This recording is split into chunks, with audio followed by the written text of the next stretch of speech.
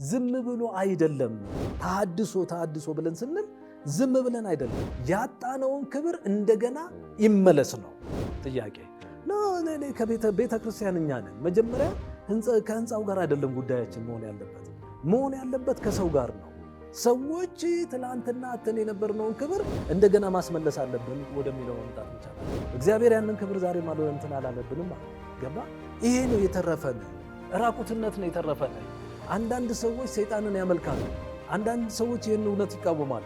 ይህንን እውነት አንቀበልም ይላሉ። ይህን እውነት እንደዚህ ነው ብለው ይላሉ አይደለ? በቃ ራቁት የሚያስቀር እውነት ነው የነሱ የሚከተሉት አካሄድ። ስለዚህ ከራቁትነት እንውጣ። ተሐድሶ ማለት ነው።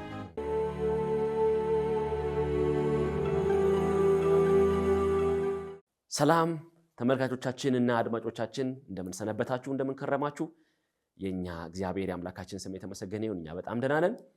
እንግዲህ እንደተለመደው ስለምሰጡን አስተያየት፣ ስለምሰጡን ኮሜንቶች በስልክም እንግዲህ በውስጥ መስመርም በኢንቦክስም ገብታችሁ በቲክታክ አካውንታችን እንዲሁም በዩቲዩብ አካውንታችን ገብታችሁ እየሰጣችሁን ስላለ ገንቢ አስተያየት በጣም አድርገን እናመሰግናለን። እየተከታተላችሁን ስላለ በጣም ታንኪዩ በዚህ አጋጣሚ ልንል እንፈልጋለን። ተመልካቾቻችን እንግዲህ ይሄ መርሃ ግብር ነገረ ተሐድሶ የተሰኘ መርሃ ግብራችን ነው። ስለ ተሐድሶ የምናወራበት፣ ስለ ተሐድሶ የምንነጋገርበት፣ የተሐድሶን ጽንሰ ሐሳብ፣ የተሐድሶን ስረ መሰረት፣ የተሐድሶን ጅማሬ፣ የተሐድሶን የት ጀመርነት፣ የት ደረስነት፣ አጠቃላይ ተሐድሶን በተመለከተ መጽሐፍ ቅዱሳዊ፣ ስነ መለኮታዊ፣ ማህበራዊ ጭምር አሁናዊ ሐሳቦችንና እይታዎችን፣ ምልከታዎችን በዝርዝር መምህራንን እየጋበዝን ሐሳቦችን የምንካፈልበት የምንመካከርበት መርሃ ግብራችን ነው። በዚህ መርሃ ግብር ላይ ተሐድሶን በተመለከተ የእግዚአብሔርን ሐሳብ ተሐድሶ ላይ የተቀመጠውን መጽሐፍ ቅዱሳችን ላይ የተቀመጠውን የተሐድሶ መልክና ግብር አጠቃላይ ግንዛቤና ይዘት በተመለከተ ዝርዝር ጉዳዮችን እያነሳን የምንመካከርበት ሳምንታዊ መርሃ ግብራችን ነው። እንግዲህ ባለፉት ክፍሎቻችን በተሐድሶ ዙሪያ ላይ በጣም ብዙ ነገሮችን ስናነሳ ቆይተናል። አሁንም እንቀጥላለን። መምህር እስራኤል እንኳን ደህና መጡ። እንኳን ደህና ጠበቃችሁን። የእግዚአብሔር ስም የተመሰገነ ይሁን። እንግዲህ ባለፉት 2 ክፍሎች ላይ የህይወት ምስክርነቱን አያይዘው አውርተውናል። እንግዲህ ዛሬም ደግሞ አክብረው ጥሪያችንን በዚህ በነገረ ተሐድሶ መርሃ ግብር ላይ ስለተገኙልን በጣም ታንኪዩ በጣም እናመሰግናለን። ምንድነው ተሐድሶ? እንደርሶ እንደ መጽሐፍ ቅዱስ ሐሳብ ተሐድሶን እንዴት ያዩታል? እንዴት ይፈቱታል? ለእርሶ አንዳንዶች ተሐድሶን ዝም ብሎ ከማህበራዊ ፍትህ ጋራ ከማህበራዊ ጥያቄ ጋራ፣ አንዳንዶች ከፍ ሲል ደግሞ በአውሮፓ ከመጣ ከስንዴ ጋራ ከዘይት ጋራ በአውሮፓ ዶላር አይነት ሁላ ፈተው ብዙ ሰዎች ነገሩን በብዙ መንገድ ይፈቱታልና በእርግጥ ተሐድሶ መጽሐፍ ቅዱሳዊ ነው ወይ? ደግሞ መጽሐፍ ቅዱሳዊ ነው ካልንስ ደግሞ መጽሐፍ ቅዱሳዊ ማስረጃዎች አሉ ወይ? የእግዚአብሔር ሐሳብ ነው ወይ ተሐድሶ ራሱ? የእግዚአብሔር ሐሳብ ነው ካልንስ ደግሞ የእግዚአብሔር ሐሳብ ለመሆኑ ምን ማስረጃዎች አሉ? ይልቁን መጽሐፍ ቅዱሳዊ ማስረጃዎች አሉ ወይ? እንግዲህ በዚህ ጉዳይ ላይ ጥቂት ሐሳቦትን ትምህርቶትን እንዲያካፍሉ ነው የጠራሁት። እንግዲህ በዚህ ጉዳይ ላይ የሚሉን ነገር ካለ እንግዲህ እንሰማለን። እሺ፣ እግዚአብሔር አምላካችን የተመሰገነ ይሁን። እንግዲህ አድማጮቻችን፣ ተመልካቾቻችን የባለፈውን ውይይቶች በደንብ አድርጋችሁ እንደሰማችሁ እርግጠኛ ነኝና ዛሬ ደግሞ ተሐድሶ ምንድነው በሚለው ነገር ላይ ስንነጋገር ስንወያይ በመጀመሪያ ልናነሳ የሚገባን ነገር ተሐድሶ የሆነው ነገር ውስጥ ከመግባታችን በፊት ሰው ለምንድን ነው ካልን መጽሐፍ ቅዱስ ላይም ታርጌት የሚያደርገው ሰውን ነው። ከፍጥረት መካከል በልዩነት የተፈጠረውን ሰውን ነው ታርጌት የሚያደርገው መጽሐፍ ቅዱሳችን። እግዚአብሔርም ዋና ፖይንቱ ነጥብ ያደረገው ሰውን ነው። ይህንን ነው ልናይ የሚገባን ብዬ አስባለሁ። ተሐድሶም የምንለው ነገር የሚመጣው ቀጥታ ሰው ጋር ነው፣ ከሰው ጋር ነው የሚገናኘው እና እስኪ ሰው እንዴት ነው የተፈጠረው? አሁን ይሄ ሳይንሱ የሚለውን ነገር አይደለም እኔ የምለው መጽሐፍ ቅዱሳችን የሚለውን ነው። እዛ ጋር ምንም የሚያከራክረን ነገር የለም። ሰው ከምድር አፈር እንደተበጀ ምናምን የሚነግረን አለ። እዛ ጋር ከዝንጀሮ መጣ ይለናል። የሚያቀርባቸው የራሳቸው ማስረጃ አላቸው። ያ ማስረጃቸው የራሳቸው እንጂ ከእውነተኛው ከእግዚአብሔር እጅ ያመጡት ማስረጃ አይደለም። ለእኛ ደግሞ በቂ ማስረጃችን መጽሐፍ ቅዱስ ብቻ ነው። ያንን ነው እና ሰውን ነው ተሐድሶ ሰውን ነው ታርጌት የሚያደርገው ያለው። ለምንድን ነው ታርጌት ያደረገው የሚለውን ደግሞ ስንመለከት አንደኛ ዘፍጥረት 1 ላይ እንድንሄድ ያደርገናል። ተሐድሶ ስናነሳ ዘፍጥረት አንድን እንድናይ ያደርገናል። ዘፍጥረት አንድ የስነ ፍጥረት ታሪክ ያለበት ክፍል ነው። ስነ ፍጥረታት እንዴት እንደተፈጠሩ እንዴት እንዳሉ ያለውን በዝርዝር ያስቀምጠልናል። ከፍጥረታት መካከል አንዱ ሰው ነው። ስለዚህ እግዚአብሔር አምላክ ይሄንን ሰው ደግሞ ሲፈጥረው በመልኩ እንደ ምሳሌ ነው የፈጠረው። በዘፍጥረት ምዕራፍ 1 ቁጥር 26 ላይ ሄደን ማየት እንችላለን። ምንድን ነው የሚለን? እግዚአብሔርም አለ ሰውን በመልካችን እንደ ምሳሌያችን እንፍጠር አለ። ይሄ ሕያው አምላክ መንፈስ የሆነው አምላክ የማይታየው አምላክ ምን አደረገ? ሰውን በመልካችን እንደ ምሳሌያችን እንፍጠር። ይሄ ሰው ይሄን ያህል ክብር አግኝቶ ነው እንዲፈጠር የተፈለገው። ለምንድን ነው እግዚአብሔር ሰውን መፍጠር የፈለገው? በመልኩ እንደ ምሳሌ የሆነውን ሰው ለምንድን ነው ለመፍጠር የፈለገው እግዚአብሔር የሚለውን ስንመለከት ከዛ ቁጥር ወረድ ስንል እንፍጠር ካለ በኋላ የባህር ዓሦችንና የሰማይ ወፎችን፣ እንስሳትን፣ ምድርን ሁሉ በምድር ላይ የሚንቀሳቀሱትንም ሁሉ ይግዙ አለ። በእግዚአብሔር መልክና ምሳሌ የተፈጠረው ሰው አሁን ምን ሊያደርግ ነው? በምድር ላይ ያሉትን ፍጥረታት ሁሉ እንዲገዛ። እንደማን ሆኖ? እንደ እግዚአብሔር ሆኖ እንጂ እሱ እግዚአብሔር ሆኖ አይደለም። ገባ? ይሄ ውክልና አለው ማለት ነው። ስለዚህ እንደ እግዚአብሔር ይሆንና እነኝን ነገሮች ጠቅላላ እንዲያስተዳድር ነው እግዚአብሔር ሰውን የፈጠረው። ጥሩ። እነኝን ካለ በኋላ ይግዙ ይልና እግዚአብሔርም ሰውን በመልኩ ፈጠረ፣ በእግዚአብሔር መልክ ፈጠረው፣ ወንድና ሴት አድርጎ ፈጠራቸው። ይኸው ሰዎች ልብ ልንል የሚገባን ነገር አንድ ነገር አለ። በአንድም በሌላም መንገድ እግዚአብሔር ብለን የምንጠራው አምላክ እኛን በራሱ መልክና ምሳሌ ነው የፈጠረ። ገባ? በራሱ መልክና ምሳሌ ነው የፈጠረ። ይሄንን ሰው ሊያውቅ ይገባዋል። ይሄንን ሰው ሊረዳ ይገባዋል። እኔ የተፈጠርኩት በእግዚአብሔር መልክና ምሳሌ ነው። ስለዚህ በእግዚአብሔር መልክና ምሳሌ እግዚአብሔር ሲፈጥረኝ እኔን ምንም አይነት ነገር እንትን ያለው ነገር የለም ያስቀመጠው ፎርሙላ፣ ወይም እኔ በአንተ መልክና ምሳሌ ፍጠረኝ ብዬ አይደለም፣ እራሱ ነው የፈጠረኝ። ይሄም ማለት ምን ማለት ነው? ለሰው ልጆች ያለውን ክብር ነው የሚያሳየው፣ ክብሩን ነው የሚያሳየው። ገባ? እግዚአብሔር ምን ያህል ሰውን እንደሚወድ። ዛሬ እኔ ትል ነኝ፣ ባለፈው ነገር ላይ ጣልቃ እንስተናል። ትል ነኝ፣ እንደዚህ ነኝ ብለን የምንል አይደለንም እኛ ሰዎች። ገባ? እንደዛ ብለን የምናወራ አይደለንም። ወይም እኔ ጭንጋፍ ነኝ፣ ወይም እንደዚህ ሆኜ አቡ ይሄ ምናምን ምን ይሰራልኛል ይሄ ስጋ እንደዚህ ብለን የምንለው አይደለም። እንደውም አክብረ ነው ክብሩን አያውቀን ልንኖርበት የተፈጠርን ሰዎች ነን። እኔ በእግዚአብሔር መልክና ምሳሌ ስፈጠር እግዚአብሔር ቀይ፣ ጥቁር፣ ነጭ ምናምን ብለው አንዳንዶች እንደሚሉት አይደለም። በቃ እሱ በሚገባው መንገድ ለእኛም ልንረዳ በሚገባን መንገድ በራሱ መልክና ምሳሌ ፈጥሮናል። ከዛም መካከል ላይ በምድር ላይ ያሉትን ነገሮች እሱ የሚያስተዳድራቸው እሱ የፈጠራቸው እነኛን ፍጥረታት እንድናስተዳድርለት ፈልጓል። ሰው ይሄ ነው በእግዚአብሔር ዘንድ የተፈጠረው። እንስሶችን ሆነ ፍጥረታትን ሆኖ እንድንመራ፣ እንድናስተካክል፣ በቃ እንድንገዛቸው እግዚአብሔር ባለሙሉ ስልጣን አድርጎ ነው የፈጠረን። ዛሬ ራሳችንን ሰው ራሱን አዋርዶ ከክብር አጉድሎ እንደተገኘው አይደለም። ከዛ በኋላ በመልኩ እንደ ምሳሌ ፈጠረ ይላል፣ ወንድና ሴት አድርጎ ፈጠራቸው ይላል። እግዚአብሔርም ባረካቸው እንዲማላቸው ብዙ ተባዙ፣ ምድርንም ሙሏት፣ ግዟትም፣ የባህርን ዓሦችንና የሰማይ ወፎችን በምድር ላይ የሚንቀሳቀሱትንም ሁሉ ግዟቸው አለ። ይህንን ልናገር የፈለግኩት ምንድን ነው? ተሐድሶ ምን ያህል አስፈላጊ እንደሆነ ለማሳየት ነው። ምን ያህል አስፈላጊ እንደሆነ። ሁለተኛ ነገር እግዚአብሔር ቀጥታ ግንኙነቱ ከሰው ጋር እንደሆነ ነው። በጣም የሚገርመው ነገር ባርከን ብለን አይደለም፣ ራሱ ያው አምላክ እግዚአብሔር ነው የባረከን። ምን አለ? ብዙ ተባዙ አለ፣ ምድርንም ሙሏት አለ። በምድር ላይ የሚገኙትን ዓሦቹንም የትኞቹንም ነገሮች ምን በሉ ግዟቸው አለ። ሙሉ ስልጣን ተሰጠው።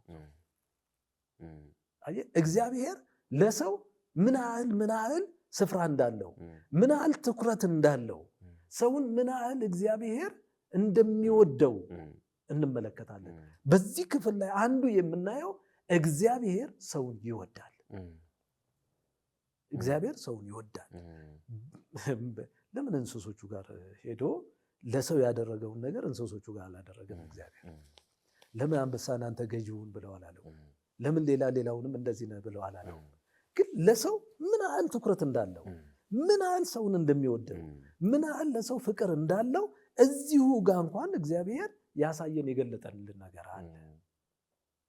እና ሰው በመጀመሪያ ነግራችኋለሁ፣ ራሳችሁን እግዚአብሔር ባስቀመጣችሁ ልክ በተፈጠራችሁበት መልክ እንድታዩ ይህንን አሳስባችኋለሁ፣ ይህን ነግራችኋለሁ። እናንተ ከየትም ከምንም የመጣችሁ አይደላችሁም። በእግዚአብሔር መልክና ምሳሌ የተፈጠራችሁ ናችሁ፣ የተፈጠርን ነን። እግዚአብሔር ካከበረን እኛ ለምንድን ነው ራሳችንን ማናከብረው? ገባ? ለምንድን ነው ማናከብረው? እንመጣለን። ውድቀት ላይ ስንመጣ የምናየው ነገር አለ። ይህንን ካለ በኋላ እግዚአብሔር በምድር ላይ የሚንቀሳቀሱትን ሙሉ ግዟቸው አለ። ይህም ብቻም አይደለም። ከቁጥር 29 እስከ 31 ያለው ላይ ስንመለከት ምድር የምታበቅለውን ነገር ሁሉ ሰው እንዲጠቀምበት፣ ፍጥረታት እንዲበሉት እንዲጠቀሙበት ጭምር እግዚአብሔር ሰርቶ ሰጠ። ለማን? ለሰው ተሰርቶ ያለቀ ነገር ነው የተሰጠን። ገባ? ያለቀ ተሰርቶ ሁሉ ነገር ያለውን ነገር የተሰጠንን መጠቀም የማን ፋንታ ነው? የኛ ፋንታ ነው። ሕያው እግዚአብሔር በምንም ልንወቅሰው የማንችልበትን ነገር እዚህ ክፍል ላይ ያስቀምጦልናል። እኔን እንዲያርጎ ፈጥሮኝ፣ እኔን እንዲያርጎ ሰርቶኝ ወይ የሆነ አካል ስንኩል ምን አይነት እርግማን ነው? በቃ ሰውየው በተፈጠረበት ሰዓት የሆርሞን ችግር ሊኖር ይችላል፣ አናቅም። ሊፈጠር ይችላል፣ ሊወለድ ይችላል በተለያየ አይነት ሁኔታ። ግን ያን ሆኖ ይህ ማለት ነው እግዚአብሔር ሰውን በመልኩ እንደ ምሳሌው ሲፈጥር አክብሮት ነው የፈጠረው፣ ወዶት ነው የፈጠረው። እግዚአብሔር ከሰው ጋር ምን ያህል አታችመንት እንዳለው እዚህ ጋር የምናየው ነገር ነው። አንተ ራሱ ሰርቶ ነው እኮ ያመጣው ወዳጄ። ገባ? ራሱ ሰርቶ ነው ያመጣው። ሁሉን ነገር ተከለ፣ አስተካከለ፣ ምን አለ፣ ሁሉን አመጣ፣ ቁጭ አደረገልህ፣ ሰጠ። ስለዚህ አንተ ራስን የምታዋርድ ማን ነህ? አንተ ራስን ከክብር የምታጎድል ራስህ ነህ። እግዚአብሔር ዛሬም ቢሆን አንተን ከክብር አላወረደም። እግዚአብሔር ይመስገን። ለፍጥረታቱ እኮ እግዚአብሔር ይራራል። ገባ? ፍጥረታቱን እኮ እዛ ጋር ስናይ እኮ የፈጠረውን ፍጥረት አየና እግዚአብሔር መልካም ነው አለ። ምን ያህል ደስ ቢሰኝ ነው። እኛ የሆነ ጉርጥ ስንመለከት ጉርጥ የሚሏትን እንቁላል ብለን እግዚአብሔር ለምን ፈጠራት ምናምን ነው አይደለም። እሱ መልካም ነው ብሏል። ገባ? አንበሳን ፈጠረ። አንበሳን በግርማ ሞገሱ እንደዚህ ስናይ ለምንድን ነው ግርማ ሞገስ እግዚአብሔር እዛ ላይ ያደረገው? በቃ እግዚአብሔር መልካም ነው ብሎታል። ደስተኛ ሆኖታል። የሆነ ነገር ስናይ ምናምን እንላለን። አይደለም፣ እግዚአብሔር ፈጥሮታል። እግዚአብሔር የፈጠረበት የራሱ ምክንያት አለው። ገባ? ከፍጥረታት ሁሉ ግን በጣም የሚገርመው ነገር ልዩ ያደረገው ሰውን ነው። የመጨረሻ ደረጃ መጨረሻ ላይ የፈጠረው ሰውን ነው። እንደገና ስልጣን የሰጠው ደግሞ ለሰው ነው።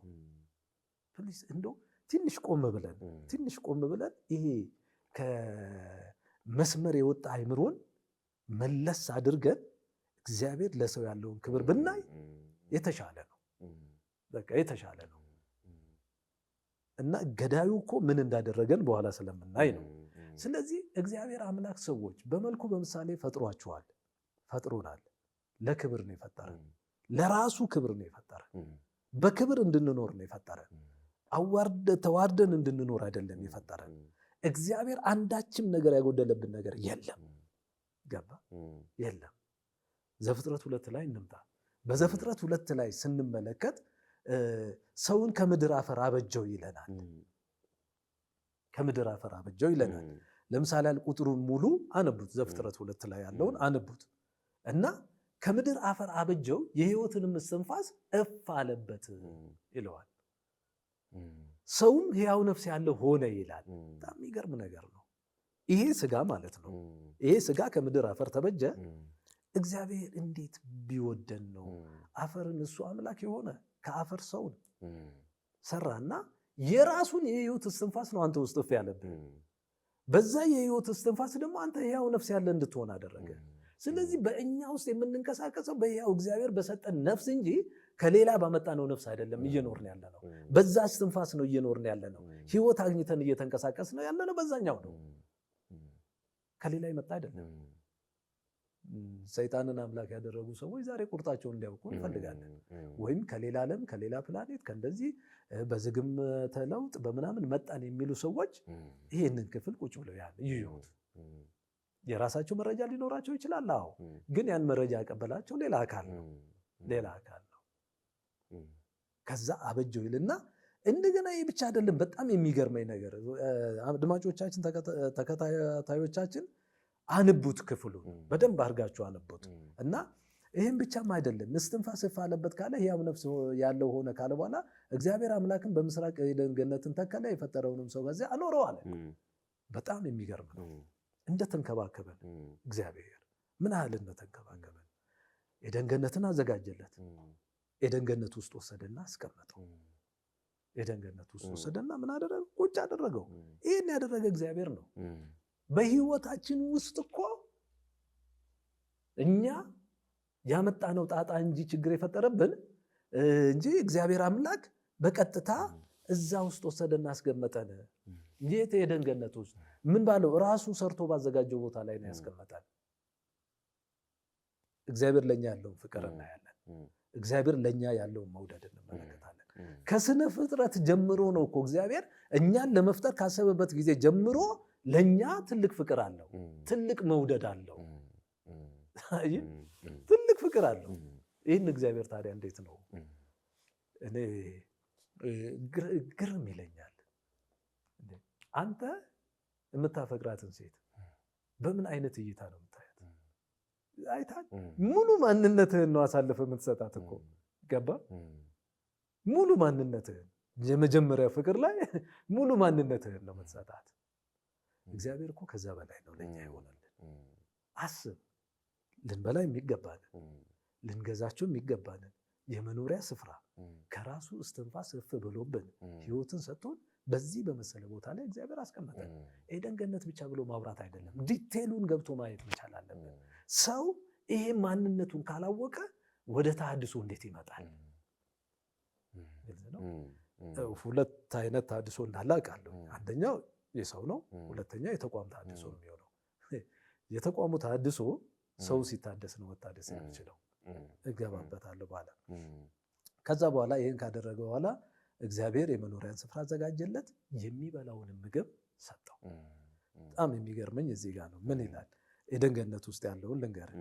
እግዚአብሔር አምላክም ለማየት ደስ የሚያሰኘውን ለመብላትም መልካም የሆነውን ዛፍ ሁሉ ከምድር አበቀለ፣ በገነትም መካከል የሕይወትን ዛፍ መልካምንና ክፉ የሚያስታውቀውንም ዛፍ አበቀለ ይላል። አይ ሰው ደስ የሚሰኝበትንም ነገር ጭምር ነው ኤደን ገነት ውስጥ ያስቀምጠው። አሁን እኛ ከተማችን ተውባለች እና ማታ ላይ ወጣ ብለን እስቲ እዚህ ቦታ ላይ ሄደን ቁጭ እንበል እንላለን።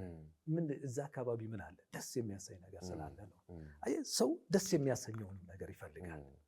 ደስ የሚያሰኘውንም ነገር ይሄ እግዚአብሔር አድርጎታል። ዛሬ አይደለም ደስ የሚያሰኝ ነገር የመጣው፣ ያን ጊዜ ነው ተሰርቶ የተሰጠን። ያን ጊዜ ነው ገባ? የምንበላውም ያን ጊዜ ነው። ደስ የሚያሰኘንም ነገር ተሰርቶ የተሰጠን የዛን ጊዜ ነው። እዛች ኤደን ገነት ውስጥ ምን አይነት አበቦች ናቸው ያሉት አናቅም፣ ግን ለሰው በፊቱ ደስ የሚያሰኘውን ሊረካ የሚችልበትን ሊዝናና የሚችልበትን ነገር እግዚአብሔር አምላክ ምን አደረግ? ሰርቶ አስቀመጠው። ገባ? መንፈሳዊ ስፍራ እንደሆነ እናውቃለን። የመንፈሳዊነትን ብቻ ክብረት ሰተን አይደለም፣ ግን ውስጡንም ማወቅ መቻል አለብን። እግዚአብሔር ሰራ፣ ምን አለ? አስቀመጠ። እውነት ነው። የሌለ ነገር አይደለም የተጻፈልን። እግዚአብሔር የሌለ ነገር ተናግሮ ማያውቅም፣ የሌለ ነገርም ሰርቶ ማያውቅም። እግዚአብሔር ያለን ነገር ነው አምጥቶ የሚያስቀምጠው።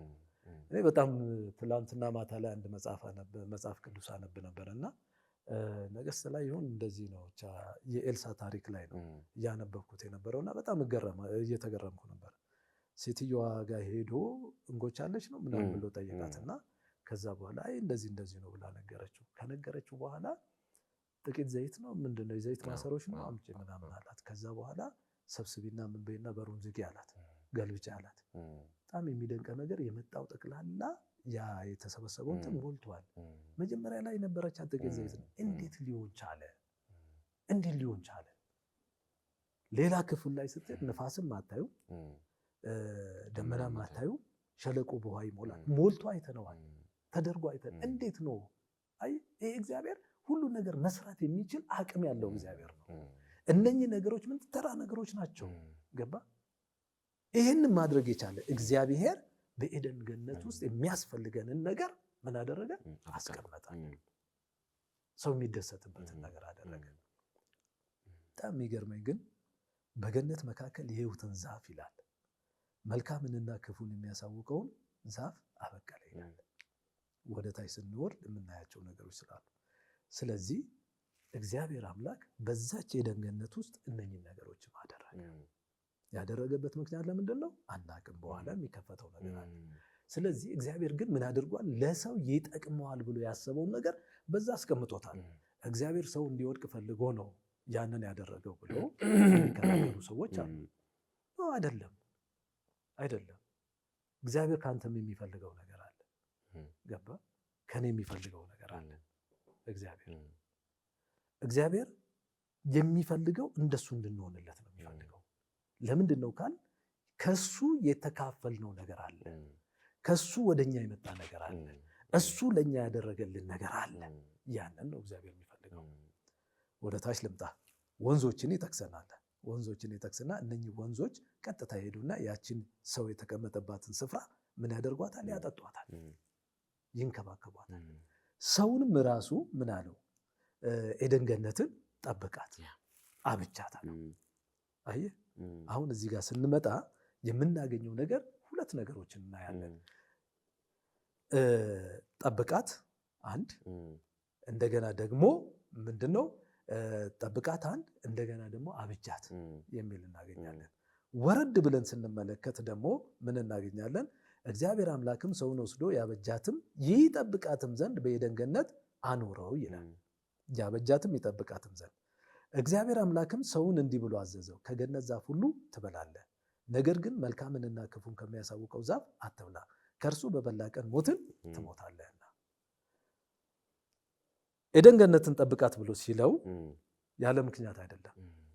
አንድን ነገር የምትጠብቀው ከጠላት ነው። አንድን ነገር የምትጠብቀው ከአንድ አካል የሆነ ነገር ይመጣል ብለህ ነው አይደለ? የምትጠብቀው አንድ ቦታ ላይ ኤደን ገነትን እንዲጠብቃት ሲያዘው ምክንያት አለው። ምክንያቱን ግልጽ ባያደርግለትም እንዲያበጃት የሚለው ደግሞ ኤደን ገነትን እኔ ሰርቼ ሰጥቻለሁ፣ አሁን ደግሞ አንተ አበጃት፣ ስራት። ይሄ ማለት ምንድን ነው? የተሰራውን ነገር ተንከባከበው ነው፣ እንዳይጠፋ እንዳይቆሽ ምን እንዳይል ተንከባከበው ነው። ይሄ ነው፣ ከዚህ ውጭ ሌላ ነገር የለም። ስለዚህ እነኚህን ትእዛዝ ሰጠው፣ ይሄንን አዘዘው። በሁለተኛ ደረጃ የምናየው ትእዛዝ ደግሞ ክፉንና መልካሙን ከሚያሳውቀው ዛፍ አትብላ፣ በበላ ጊዜ ምን ትላለህ? ሞትን ትሞታለህ። ከሕይወት ዛፍ ግን ምን በል ብላ። ያ ማለት ምንድን ነው? በሕይወት ትኖራለህ ነው። ክፉንና ደጉን የሚያሳውቀው ምን አትበለው፣ አትንካው። ያ ለአንተ አይገባም፣ ለአንተ አልተሰጠህም። ስለዚህ እሱን ተወው ብሎ ትእዛዝን አዘዘለት። እነኝህን ሁለት ትእዛዝ እንግዲህ መጠበቅ የማን ፋንታ ይሆናል? የሰው ልጅ ፋንታ ነው። የሰው ልጅ ፋንታ ነው። ስለዚህ እንቀጥል። ይሄንን ያህል በማክበር ለሰው ልጅ እግዚአብሔር ይሄንን ዋጋ ከከፈለ ማለት ነው፣ ይሄንን ካደረገ እንደገና ይሄን ብቻም አይደለም፣ እዚሁ ውስጥ የምናየው ነገር አለ። አዳምና ሔዋን እናያለን። በዚሁ ቦታ ላይ ጋብቻን ፈጽመዋል። ሁለቱ አንድ ሆኑ ይላል። ሁለቱ አንድ ሆኑ ብሎ ሲለን ምንድን ነው? ጥምረትን ነው የሚያሳየን፣ አንድነትን ነው የሚያሳየን፣ አለመለያየትን ነው የሚያሳየን። አዳምም ሲነቃ አጥንቷ ከአጥንቴ አለ፣ ስጋዋ ከስጋ እቺ ሴት ተብላ ትጠራ አለ። ገባ? የአንድነትን ምልክት ያሳየናል። ገባ? እናንተ ስንት ናችሁ? አንድ ናችሁ፣ ሰዎች ናችሁ። ገባ? ሰው ናችሁ፣ በማን በእኔ መልክና ምሳሌ የተፈጠራችሁ ናችሁ ብሎ በዚሁ ክፍል ላይ የመጀመሪያውን የጋብቻ ስነ ስርዓት ሲፈጽም እናያለን። አንድ ሲያደርጋቸው እናያለን። እዚህ ጋም የምናየው ነገር ምንድን ነው ስንል ጋብቻን የሚሰጥ እግዚአብሔር ነው። ይህንን እናያለን። ሌላ አይደለም። ሰው እውቀት እንዳለው ደግሞ እንመለከታለን። እዚሁ ክፍል ላይ እዚሁ ምዕራፍ 2 ላይ እያንዳንዱን ወደ እሱ አመጡለት፣ ሁሉንም በየስማቸው ጠራቸው ይላል፣ ስም አወጣላቸው ይላል። አየህ፣ ሰው እውቀት እንዳለው ያሳየናል። እግዚአብሔር ለሰው ልጅ ምን ሰጥቷል? እውቀትን ሰጥቶታል ማለት ነው። እውቀትን ሰጥቶታል። በእነኚህ ነገሮች ውስጥ የምንመለከተውና የምናየው ነገር ምንድን ነው? ሰው ከእግዚአብሔር ዘንድ የተቀበለው ሊያደርገው ሊፈጽመው የሚገባ ነገር እናያለን። ማበጀት፣ መጠበቅ፣ እንደገና ደግሞ መብላት፣ አለመብላት፣ እንደገና ደግሞ የምናየው እውቀትን እናያለን። በሶስተኛ ደረጃ በሰው መካከል ያለነው አንድነትን፣ ጥምረትን፣ ህብረትን ይሄንን ያሳየናል። ይሄን ያሳየናል። እንግዲህ እንዲህ አድርጎ ከፈጠረው ሰው ጋር ነው እግዚአብሔር ህብረት ያለው እግዚአብሔር ገባ። ጥሩ ሐሳብ ነው። ምናልባት እዚህ ላይ እንደው ጠንከር አድርገም እንድታስበው ለማድረግ ያክል ነው ሐሳቡን ጀስት ለመናገር ያክል እግዚአብሔር አለ፣ የፈጠረ ነው፣ ሁሉን የሚያውቅ ነው፣ በሁሉ ቦታ የሚገኝ ነው፣ ሙሉ በኩል ይሄ ነው፣ ሁሉን የሚያውቅ ነው፣ ሁሉን ፈጣሪ ነው። እንደገና ሰው አለ ደግሞ ማለት ባለቀ ነገር ላይ የመጣ ደግሞ ሰው አለ። አሁን እንድናወራ የፈለግነው ስለ ተሐድሶ ነው አይደል? ተሐድሶና እንዴት እንዳከበረው የሰው ልጅ ምናይ ይመስለኛል። እኔ እንዴት አይነት ዕውቀት እንደሰጠው ለሰው ልጅ እዚህ ጋር ምናይ ይመስለኛል። አንደኛ ራሱን እንዲመስል አድርጎ መፍጠሩ በራሱ ይሄ በጣም በጣም የሚገርም ነገር እኮ ነው። ራሱን እንዲመስል አሁን እግዚአብሔር ምን ይመስላል የሚለውን ዝም ብለን በምናብ ልናስብ አንችልም። ግን አንዳች እግዚአብሔር ጋር ያለ ወደ አዳም እንዲመጣ ግን የተፈለገ ነገር እንዳለ ትረዳለህ። በባህሪ ተካፍሎት ሊሆን ይችላል። ምሳሌ አሁን እግዚአብሔር ለሰው ልጅ ማካፈላቸው ባህሪዎች አሉ። ለምሳሌ በሁሉ ቦታ መገኘት፣ ሁሉም ማወቅ፣ ሁሉም መቻል፣ እነዚህ ነገሮች የሰው ልጅ ሊካፈላቸው አይችልም። ምክንያቱም ተፈጥሯችን ራሱ ተፈጣሪው ስለሆንን እነዚህን መለኮትነት ያዘሩ ወይም መለኮትነት ያደረጉ ነገሮችን ልንካፈል አንችልም፣ ልንሸከመውም ስለማንችል ይሄ እግዚአብሔር የራሱ ባህሪ ነው። ደግሞ ከእግዚአብሔር የሚወጣ ደግሞ ለሰው ልጆች ደግሞ የሚካፈል ባህሪ አለ። ለምሳሌ ፍቅር፣ ርህራሄ፣ ቸርነት፣ ይቅርታ ምናምን እንላቸው ነገሮች እነዚህ ተካፍሎት ያላቸው የሚካፈሉ ወይም ትራንስፈረብል የሆኑ የዲቫይን ካራክተሮች ናቸው። እነዚህ ትራንስፈረብል የሆኑ ዲቫይን ካራክተሮችን አዳም ሲሰጠው አዳም ላይ እግዚአብሔር ያየው በአዳም ማንነት ውስጥ የተመለከተው አንዳች ዋጋ ያለው ነገር አለ። ቅድም መምህር ስትናገር ነበር። ሰው ራሱን ማክበር አለበት።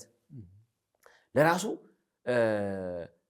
ምን አይነት ቦታ ነው የሰው ልጅ የሰጠው የሚል ነገር ያነሳ ይመስለኛል። ቅድም ስትናገር የከበረ ነው ይሄ ሰው። አየህ አዳምን ሲፈጥር እግዚአብሔር አምላክ ምንም እንኳን አዳም አንድ ግለሰብ ሆኖ እዛ በእግዚአብሔር ፊት ቢቆምም ቢመላለስም ግን እግዚአብሔር በአዳም ውስጥ ትውልድን አይቷል ነው አለ። በአዳም ውስጥ የሰው ልጅን በጠቅላላ አይቷል። ከዘመን ጅማሬ እስከ ዘመን ፍጻሜ ያለውን በአዳም ማንነት ውስጥ የከበረውን የሰው ልጅ ስርዓት እግዚአብሔር የዘረጋበትን መስመር ነው በዚህ ምዕራፍ ውስጥ የምንመለከተው። አብጀው ብሎ ሲል እንዴት ነው አብጀው ብሎ የሚለው? እንዴት ነው ማበጀት? ለአንድ ግለሰብ ምድርን ማበጀት እንዴት ይቻለዋል? ጠብቅ ሲባል ሰው እኮ ግቢውን መጠበቅ አይችልም እኮ በዚህ ሰዓት ማለት በአካባቢ በቅጥር የተቀጠረን አንዳች በጣም ጥቂት የሆነ ቦታ እንኳን ለመጠበቅ እኮ አይችልም የሰው ልጅ እኮ በዚህ ሰዓት ላይ አይደለም። አዳም ግን ጠብቃት ምድርን አበጃት ብሎ ሲል ይሄ ምድር ማለት እንግዲህ የሆነ አንድ አህጉር እያሰብን አይመስለኝም አይደል? ምድር ሰፊ ነች ራሱ አጠቃላይ ዩኒቨርሱንም ሊሆን ይችላል በዛ ደረጃ የምንመለከተው፣ ከርሰ ምድርንም ሊሆን ይችላል። ባህርን ስንመለከት የባህር አሶችን ስትመለከት የውቅያኖስ አሶችን እልፍ አላፍት ዘር ያላቸውን ሁሉ ምን አድርግ ግዛቸው ተብሏል። የሰማይ ወፎችን ግዛ ተብሏል። ምድር ላይ የሚርመሰመሱ እንስሳትን እና አንበሳን እና ዘንዶና የትኛውንም ዛሬ የምንፈራቸው ነገሮች ሁሉ እንዲገዛ ማኔጅ እንዲያደርግ በቁጥጥሩ ስር እንዲያውላቸው ለአዳም ስልጣን ሰጥቶታል። እንዴት አይነት የከበረ ማንነት ነው አዳም የተሰጠው! አዳም ራሱ ሊሸከመው መቻሉ በራሱ ይገርመኛል። ይሄንን ማንነት አየህ፣ ይሄን ሁሉ ነገር ለመምራት ሰው ራሱን ለመምራት የማይችልበት ዘመን ነው እንኳን ራሱን ሰው ሰልፍ ማኔጅመንት ብለን የምንጠራው እኮ ትምህርት ቤት ገብቶ ማኔጅመንት ተምሮ ስልጠና ወስዶ ምናምን እኮ ሰው ራሱን ሊመራ እኮ የሰው ልጅ አሁን እኮ አይችልም። ልዩ የሆነ መለኮታዊ እገዛ እንኳን ይፈልጋል የሰው ልጅ ራሱን ለመምራት አይደለም። በአዳም ማንነት ላይ በአዳም ተክለ ስብዕና ላይ በአዳም ሂዩማኒቲ ላይ ሰብአዊ ስሜትና ኢነርጂ ላይ እግዚአብሔር ያፈሰሰው የገዥነት ጸጋ፣ እግዚአብሔር ያፈሰሰው የመሪነት ጸጋ፣ እግዚአብሔር ያፈሰሰው የማስተዳደርና የመግዛት የመንከባከብ ጸጋ እንዴት የከበረ ነገር ነው! እኔ አዳም ይሄንን ነገር ይሄንን ክብር ይሄንን ልዕልና አዳም ጠብቆታል ወይ? ገብቶታል ወይ? እግዚአብሔር በሱ ላይ ያስቀመጠው ዓላማ አዳም ተረድቶታል ወይ የሚል ጥያቄ አለኝ። አሁን በዚህ ላይ መቀጠል ትችላለህ መምህር። እሺ፣ አዎ፣ ይኸው እኔም ይሄ ነገር አለኝ። ልክ ነው። አዳም ተረድቶታል ወይ? ገብቶታል ወይ? አውቆታል ወይ የሚለው ነገር ልክ ነው። ግን አሁን እኛ ከነኚህ ሁለት ምዕራፎች ብቻ እግዚአብሔር የሚያስተምር ትምህርት አለ። አንደኛ እግዚአብሔር ለኛ ያለውን መውደድ ከጥንት ጀምሮ እንደነበረ የሚገልጽልን ነገር አለ። ሁለተኛ የመባዛቱም ጉዳይ ይሄ በምድር የሚበቅሉትም ነገሮች ሁሉ ለእኛ እግዚአብሔር አስቦ እንደሰጠን ይሄንን መረዳት መቻል አለብን። በሶስተኛ ደረጃ እግዚአብሔር ምን ያህል እኛን እንዳከበረን የሚገልጥልን ነገር አለ። በዚህ በምዕራፍ 2 ላይ ሄደን ስንመጣ ደግሞ እግዚአብሔር ይሄንን ፍቅር የበለጠ ጨመረና ይሄንን ሰው ምን አደረገው? ስፍራ ሁሉ አዘጋጅቶ ሰጠው። በጣም የሚገርመኝ ነገር ስፍራ አዘጋጅቶ ሰጠው። እሱ የተቀመጠበትን አካባቢ ደግሞ እነኚህ ወንዞች መጥተው ምን እንዲያደረጉት አደረገ? እንዲያጠጧት አደረገ። ይኸው ስራን ሁሉ ማን ሰርቷል? እግዚአብሔር ሰርቶልናል። ገባ? ክብሩን ነው በቃ ለኛ ያለውን ክብር ነው የሚያሳየን። ይሄንን ምን ያህል ሰው ተረድቶታል? ግልጽ ነው። ይሄን ብቻም አይደለም። በጣም የሚገርመው ነገር ለሰው ልጅ ዕውቀትንም ሰጥቶታል። እግዚአብሔር ዕውቀትን ሰጥቶታል። ዕውቀትን መስጠት ብቻ አይደለም፣ ጥምረትንም አድርጎለታል። ሰው እርስ በርስ እንዲጣመር አንድ እንዲሆን ከአንድ ነገር የተገኘ እንደሆነ ይሄንን አሳይቶናል። አየ በብቸኝነት ሰው በአንድነት እንዲሄድ ይፈልጋል እግዚአብሔር። ሰውን ከሌሎቹ በብቸኝነት መርጦ እንደዚህ አይነት ነገር ሲያደርግ ዝም ብሎ አይደለም። እንግዲህ አዳም ባለው ዕውቀት ይህንን ነገር አውቆታል ብዬ አስባለሁ። ተረድቶት ሊሆን ይችላል ብዬ አስባለሁ። ደግሞ አይረዳውም አንልም፣ ይረዳዋል። ለምን? እግዚአብሔር ግልጽ በሆነ ነገር ነው ለአዳም ያስቀመጠለት። እዚህ ጋር ያስቀመጠለትም አንዱ ደግሞ ምንድን ነው ብለን ስንል ሞትን የሚያመጣውን አትብላ፣ በሕይወት የሚያኖረውን ብላ፣ ኤደን ገነትን ጠብቃት፣ አብጃት። ትልቁ ሚስጥር እዚህ ጋር ነው። ትልቁ ሚስጥር ይሄ ነው። ዘፍጥረት 3 ላይ ስንገባ የምናየው። ስለዚህ እግዚአብሔር አምላክ ለእኔና ለአንተ የሰጠን ክብር እኔ እናንተ ከምንለው በላይ ነው። እንዳንተቸው፣ እንዳንወቅሰው፣ እንዳንሰድበው ሳትፈጥር ፍጠረኝ ሳልልህ ፈጥረኸኝ ምናምን ብለን እንድንለው በማንችልበት አይነት ሁኔታ እግዚአብሔር ነገሮችን ዘግቶታል። በቃ ምን ታደርጋለሽ? እኔ ቅድም ነገርኩ። እግዚአብሔር እኔን ሲለውጠኝ፣ ይሄ ኢየሱስ መጥቶ እኔን ሲያገኘኝ ምን መልሳለኝ? ምንም መልስ የለኝም። በቃ ምንን እንደነካው ምንን እንደለወጠው አላውቅም። በቃ ሁሉ ነገር ቀረ። ስለዚህ ምን ሆነ? ተለወጥ። በቃ ተለወጥ። አመሰግናለሁ። ከእሱ ጋር መቀጠል ነው። እና ይሄ አሁን በሕይወት የለም። ጓደኛ ከፈልካ የምለው ይታደሉታል እንጂ አይታገሉትም ይላል። ሁልጊዜ የሆነ ነገር ይላል እሱ። ይታደሉታል እንጂ አይታገሉትም ይላል። ታግለው የምታመጣው ነገር የለም። እድለኛ ሆነ ግን ያንን ትቀበላለህ። ከዛ ትኖራለህ ከእሱ ጋር። ከእግዚአብሔር ጋር እንደመኖር ያለ ነገር የለም። ይሄ ሚስጥር ምን ያህል ሰው ገብቶታል? ይህንን ሚስጥር ሰው ምን ያህል ተረድቶታል? ይህን ያልገባው ህዝብ ነው እኮ አሁን እኮ ችግር ፈጥሮ የተቀመጠው። ማንነቱን አዋርዶ ያለ ህዝብ ነው እንበልና ይሄንን የመሰለ ክብር የሰጠንን እግዚአብሔር ነው እኮ መልሰን እየወጋ ነው ያለ። መልሰን እሱ በቃ መቼ ፍጠረኝ አልኩት ይላል። በራሱ ችግር ውድቀት ላይ እንመጣለን። እንግዲህ መምህር ለሰው እግዚአብሔር ይሄን ያህል ራርቷል። ለሰው እግዚአብሔር ይሄን ያህል ክብር ሰጥቶታል። ይሄን ያህል እግዚአብሔር ሰውን ይወደዋል። ዛሬም ከመውደዱን አልተወም። ዛሬም በቃ የራሱን ያንን የሰጠውን ክብር እግዚአብሔር አልወሰደም አለ። ዛሬ ገባ። እንሂድ ምዕራፍ 3 ላይ እንሂድ። በአብዛኛው መምህር ከምዕራፍ 1 እስከ 3 ያሉ ክፍሎች በቃ ሙሉ ለሙሉ ነገሮችን ተንትነው የምናይባቸው ናቸው። ሰፊ ክፍል ነው። ብዙ ነገሮችን መዘን የምታወጣበት ነው። አንዳንድ ትምህርቶችም እንደው የወጡት ከዚሁ ክፍል ነው ብለህ ማለት ትችላለህ። ስህተት ተብሎ የሚባሉ ትምህርቶችም ማለት ነው። ስለዚህ እግዚአብሔር እነኚህ ክፍል ላይ የሰራው ስራ ለተረዳው ቆም ብሎ ለተመለከተው በጣም ትልቅ ነው። በምዕራፍ 3 ላይ ስንመለከት ሰው የነበረውን ክብር ያጣበት ክፍል ነው። ምዕራፍ 3 ያ የተባለለትን ነገር ያጣበት ክፍል ነው። እኔ እዚህ ላይ ከቁጥር 1 ጀምሮ ያለውን ጥቂት ላነብ። ሰው ግን አድማጮቻችን ከቁጥር ምዕራፍ 1 እስከ ምዕራፍ 3 ድረስ ዘፍጥረትን እንድታነቡ ትጋብዛችኋለሁ። እዚህ ቁጥር 1 ላይ ምን ይላል? እባብም እግዚአብሔር አምላክ ከፈጠረው ከምድር አውሬ ሁሉ ይልቅ ተንኮለኛ ነበረ። ሴቲቱንም በውኑ እግዚአብሔር ከገነት ዛፍ ሁሉ እንዳትበሉ አዟልን አላት። ሴቲቱም ለእባቡ አለችው፣ በገነት ካለው ከዛፍ ፍሬ እንበላለን። ነገር ግን በገነት መካከል ካለው ከዛፉ ፍሬ እግዚአብሔር አለ እንዳትሞቱ ከእርሷ አትብሉ፣ አትንኩትም። እባብም ለሴቲቱ አላት፣ ሞትን አትሞቱም። ከእርሷ በበላችሁ ቀን ዓይኖቻችሁ እንዲከፈቱ እንደ እግዚአብሔርም መልካምንና ክፉን የምታውቁ እንድትሆኑ እግዚአብሔር ስለሚያውቅ ነው እንጂ ይለዋል። ሴቲቱም ዛፉን ለመብላት ያማረ እንደሆነ ለዓይንም እንደሚያስጎመጅ ለጥበብም መልካም እንደሆነ አየች። ከፍሬውም ወሰደችና በላች፣ ለባሏም ደግሞ ሰጠችው። እርሱም ከእርሷ ጋር በላ። የሁለቱም ዓይኖች ተከፈቱ፣ እነርሱም ራቁታቸው እንደሆኑ አወቁ። የበለስንም ቅጠሎች ሰፍተው ለእነርሱ ለራሳቸው ግልድም አደረጉ። እነርሱም ቀኑ በመሸ ጊዜ የእግዚአብሔርን የአምላክን ድምፅ ከገነት ውስጥ ሲመላለስ ሰሙ። አዳምና ሚስቱም ከእግዚአብሔር አምላክ ፊት በገነት ዛፎች መካከል ተሸሸጉ። እንግዲህ ሰው ማንነቱን ያጣበት ክፍል ነው።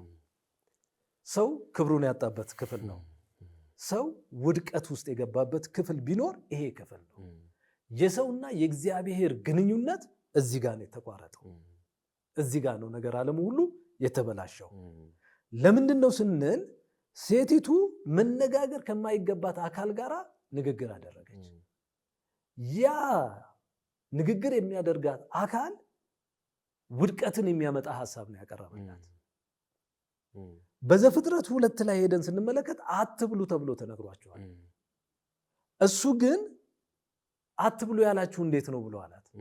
አይ እሱ ብሉ ያለን በኤደን ገነት መካከል ከሚገኘው ከሕይወት ዛፍ ብሉ ነው የተባለው። ክፉንና መልካሙን የሚያሳውቀውን ዛፍ ግን አትብሉ ተብለናል። ለምን ብሎ ሲያለ ሞትን ትሞታላችሁ ተብለናል። አይ አለ እሱ። እግዚአብሔር እንደሱ ክፉንና መልካምን እንዳታውቁ ስለፈለገ ነው ያለው። ዛሬም ይሄ ነው ያለው። በዓለማችን ላይ ያለው ይሄ ነው። ተሐድሶ ያስፈልገናል ብለን ስንል፣ ተሐድሶ ግዴታ ነው ብለን ስንል ያለ ምክንያት አይደለም። እዚህ ጋር የተፈጠረ ነገር ስላለ ነው። ከዛ በኋላ ሴቲቱም እንደውም ምንድነው አትንኩትም ተብለናል። እንኳን መብላት ቀርቶ አትንኩትም ተብለናል። ለምን? እንዳንሞት ነው። ዛሬም እግዚአብሔር እንዳንሞት ነው የሚፈልገው። ዛሬም እግዚአብሔር በሕይወት እንድንኖር ነው የሚፈልገው።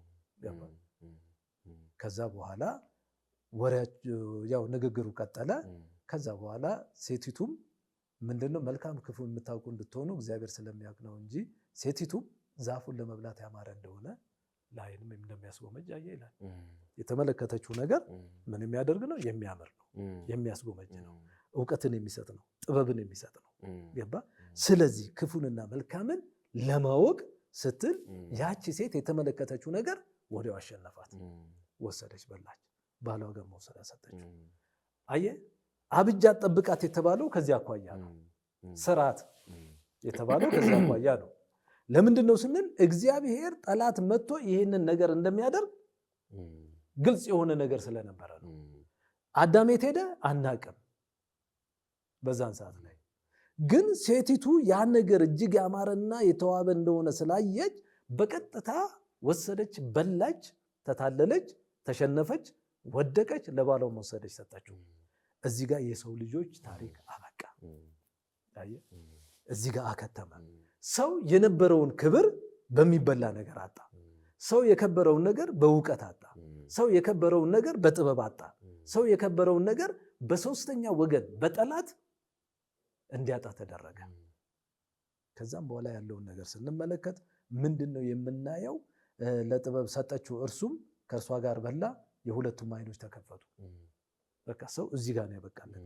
ከዛስ በፊት አብረው ሲኖሩ ምን አላሉ? አልተፋፈሩም፣ አይተፋፈሩም ነበር። ለምንድን ነው ስንል በቃ ሊያስተፋፍራቸው የሚችል ምንም ነገር የለም። ግልጽ ነው። እዚህ ጋር ስንመጣ ግን ይሄንን ከበሉ ክፉንና መልካምን ማወቅ በፈለጉና ያንን ባደረጉ ጊዜ ግን ዓይኖቻቸው ተከፈተ። ሁለቱም መተፋፈር ጀመሩ፣ ራቁታቸውን ቀሩ። አየ የከበረው ሰው አሁን ውድቀት ውስጥ ገባ። የከበረው ሰው አሁን ውድቀት ውስጥ መጣ። የከበረው ሰው ሊኖርበት ወደማይገባው ነገር ውስጥ እንዲመጣ ተደረገ በጠላት ስራ። ግልጽ ነው። ዛሬም ሰዎች ይሄንን ሊያውቁ ይገባቸዋል። ዛሬም ሰዎች ይሄንን ሊረዱ ይገባቸዋል። ዝም ብሎ አይደለም ተሐድሶ ብለን ስንል ዝም ብለን አይደለም። ያጣነውን ክብር እንደገና ይመለስ ነው ጥያቄ። ቤተ ክርስቲያን እኛ ነን። መጀመሪያ ከህንፃው ጋር አይደለም ጉዳያችን መሆን ያለበት ከሰው ጋር ነው። ሰዎች ትላንትና አተን የነበርነውን ክብር እንደገና ማስመለስ አለብን ወደሚለው መምጣት መቻል አለብን። እግዚአብሔር ያንን ክብር ዛሬ ማለት እንትን አላለብንማ። ገባ? ይሄ ነው የተረፈን፣ ራቁትነት ነው የተረፈን። አንዳንድ ሰዎች ሰይጣንን ያመልካሉ። አንዳንድ ሰዎች ይህን እውነት ይቃወማሉ። ይህንን እውነት አንቀበልም ይላሉ። ይህን እውነት እንደዚህ ነው ብለው ይላሉ አይደለ? በቃ ራቁት የሚያስቀር እውነት ነው የነሱ የሚከተሉት አካሄድ። ስለዚህ ከራቁትነት እንውጣ። ተሐድሶ ማለት ይሄ ነው። ተሐድሶ ማለት ከራቁትነት እንውጣ ነው። ተሐድሶ ማለት ካለማየት ወደ ማየት እንምጣ ማለት ነው። ለእኔ እንደሚገባኝ ከሆነ ተሐድሶ ማለት እድገት ማለት ነው። ገባ? ለውጥ ማለት ነው። ተሐድሶ ማለት ለእኔ ብልጽግና ማለት ነው። ብልጽግና ብዬ ስል የቁሳቁሱን አይደለም። ገባ? ወደ ነበረን የእግዚአብሔር ነገር መመለስ ነው። ገባ? ወደዛ መመለስ ነው። ተሐድሶ ብለን የምንጠራው ይሄንን ነው። ለዚህም ነው ተሐድሶ ሰውን ነው ተኮር የሚያደርገው እንጂ ህንፃን አይደለም። ገባ? ተሐድሶ በጣም የሚገርመው ነገር እኮ የነኚህ የሁለቱ ሰዎች ውድቀት ማለት ነው። ውድቀት እኮ ያለውን የዓለም ሁኔታ እኮ አናግቶታል። ዛሬ ለተፈጠረው ችግሮች በጠቅላላ የነኚህ ሰዎች ውድቀት ነው። ገባ? ከዛ በኋላ እነኚህ ሰዎች ሄዱ፣ የሁለቱም አይኖች ተከፈቱ፣ እነርሱም ራቁታቸውን እንደሆኑ አወቁ፣ ባዷቸውን ቀሩ። ይሄ ነው አሁን ያለው ነገር ስናይ፣ ይሄ ነው። ከእግዚአብሔር ርቀ ስትኖር ራቁትህን ነው የምትኖረው። ራቁት ነው የምትኖረው። በቃ አሁን ሰው ልብስ ለብሶ ምናምን ዘንጦ ምን የመሰለ መኪና ይዞ ምናምን ይንቀሳቀሳል አይደል? ራቁቱን ነው ያለው። ገባ? ራቁቱን ነው ያለው። እንዴት ሆኖ ነው? ገባ? ከነበረበት አሮጌ ከወደቀበት ነገር ካልወጣ ሰው እንዴት አድርጎ ነው ከራቁትነቱ መላቀቅ የሚችለው? ካለበት ነገር ሲወጣ ነው ልብስ ለበስኩ ማለት የሚለው። ለምን አዲሱን ልብስ ልበሱት ይለናል፣ ክርስቶስን ልበሱት ይለናል። ያን ጊዜ ነው ራቁትነቴ ባዶ የሚሆነው። ገባ? ከዛ እነኚህ ሰዎች በጣም የሚገርመኝ ነገር ማለት ነው የበለስ ቅጠል ነው ሰፍተው ለነሱ ለራሳቸው ግልም ያደረጉት። የበለስ ቅጠል እንግዲህ ግፋ ቢል 1 ሰዓት አንተ ላይ ሊቆይ ይችል ይሆናል። ከ1 ሰዓት በኋላ ሌላ ሰፍተ ልታመጣ ነው። ዛሬ ያለው ሁኔታ ይሄ ነው። አባከሌ እማከሌ ምናምን ለከሌም ዝክር ይዘከራል፣ አድኑኝ፣ ለከሌም ይዘከራል፣ ለከሌም አልፎ ተርፎ ጠንቋይ ቤት ይካሄዳል። እነኚህ ሁሉ ግን ደረቅ ቅጠሎች ናቸው፣ የበለስ ቅጠሎች ናቸው ብያቸዋለሁ። ለምንድን ነው ካልከኝ እነኚህ ሁሉ ሊመጣ ካለው ነገር ሊያስጥሉ የሚችሉ አይደሉም። ስለዚህ ሰው ተሐድሶ ያስፈልገዋል። እንደገና ወደ እግዚአብሔር መመለስ ያስፈልገዋል። እንደገና ወደ እግዚአብሔር መመለስ አለበት ሰው። ገባ? ይሄ ደግሞ የሚመለከተው አንዲትን ቤተክርስቲያን ብቻ አይደለም። ካቶሊክን፣ ኦርቶዶክስን፣ ፕሮቴስታንትን፣ የሰው ልጆችን በአጠቃላይ የሚመለከት ነው። የሰው ልጆች ወደዱም ጠሉም የነበራቸውን የመጀመሪያ ክብር ጥሏል፣ ራቁት ሆኗል። በራቁትነቱ ነው እየኖረ ያለው። ከራቁትነቱ መውጣት የሚችለው ወደዚህ አክብሮ ወደ ፈጠረው እግዚአብሔር መልስ ሲያገኝ ብቻ ነው፣ መመለስ ሲችል ብቻ ነው። እና ከዛ በኋላ ምን ይላል? ለእነርሱ አደረጉ ይልና እነርሱም ቀኑ በመሸ ጊዜ የእግዚአብሔርን የአምላክን ድምፅ ከገነቱ ሲመላለስ ሰሙ። አዳምና ሚስቱም ከእግዚአብሔር ከአምላክ ፊት በገነት ዛፎች መካከል ተሸሸጉ። አየህ፣ ራቁትነት ሽሸጋ ነው። ለምንድን ነው አንዳንድ ክፉ ስራዎች በጨለማ የሚሰሩት? ለምንድን ነው? አየህ፣ ይህ ውድቀት ያመጣው ነገር ነው። ሌብነት ለምንድን ነው በድብቅ የሚሰራው? ስለሚመታ ነው ሰውየው። ባይመታም የሌብነት መንፈሱ የሌብነት ሀሳቡ ውስጡ ስላለ ይህ መስረቁን አይተውም። ገባ? ስለዚህ ደነገጡ፣ ፈሩ፣ የእግዚአብሔርን ድምፅ ሰሙ። ወዴት ይግቡ? የማምለጫ መንገድ የላቸውም። አሁን ሙሉ ለሙሉ ለፍርሃት የዳረጋቸው ነገር ምንድን ነው ብለን ስንል መብላት ያልተገባቸውን ነገር እውቀት እናገኛለን፣ እንደ እግዚአብሔር እንሆናለን፣ እንደዚህ ብሎ ያ የነገራቸውን ነገር ተግባራዊ ያደረጉት። ከዛ በኋላ ራቁት ሆነው ቀሩ። አየህ፣ መጽሐፍ ቅዱስ ላይ ሌባው ሊያርድ፣ ሊሰርቅ፣ ሊገድል ነው የሚመጣው ብሎ ሲል ይሄ ነው። በቃ ሌላ አንተን እኮ አጋድሞ አያርድህም። አንተን አጋድሞ የሆነ ነገር አያደርግህም። በቃ ከአንተ ውስጥ ያለውን የእግዚአብሔርን ነገር መውሰድ ነው ስራው። እሱም በራሱ እኮ ተሐድሶ ያደርጋል። ለምን ብትል በክፋት የክፋት ተሐድሶን ያደርጋል። እዚህ ጋር ግን እየተባለ እየሆነ ያለው ሰው በእንደዚህ አይነት አሁን ባለበት ሁኔታ አይደለም። ተሐድሶ ይሁን ስንል የራቅነውን እግዚአብሔር እንደገና ተመልሰን እንቅረበው። የወደደንን እግዚአብሔር እንደገና ወደሱ እንምጣ። ይህንን እግዚአብሔር እንደገና ወደ ማክበር እንመለስ። ያከበረንን አክብረን እንኑር ነው። ስለዚህ የድምፅ መኖሩ ምን አደረጋቸው? ፍርሃት ውስጥ ከተታቸው። የትኛውም በለኝ ፍርሃት ከዛ ይመጣ ከውድቀት የመጣ ነው። ሰው ወድቋል። በጣም የሚገርመው ነገር ወደቀ። ከወደቀ በኋላ ግን ምክንያት ነው የተፈጠረው። ምክንያት አንዱን መክሰስ ነው የጀመረው። አይ ዛሬም ሰው የሚካሰሰው ከዚሁ ከአባቱ የወሰደውን ነገር ነው። ገባ? የገባበት ነገር ነው የሚያካስሰው። ያን ጊዜስ ቢሆን እንደዚህ አይነት ነገር የለም። ቅጠል ማገልደም የለም። ገባ? ስለምንመጣበት ነው በኋላ ላይ። ከዛ በኋላ ምን ይላል? እግዚአብሔር አምላክም አዳምን ጠርቶ ወዴት ነህ አለው። እርሱም አለ በገነት ድምፅን ሰማሁ፣ ራቁቴንም ስለሆንኩ ፈራሁ ተሸሸኩም።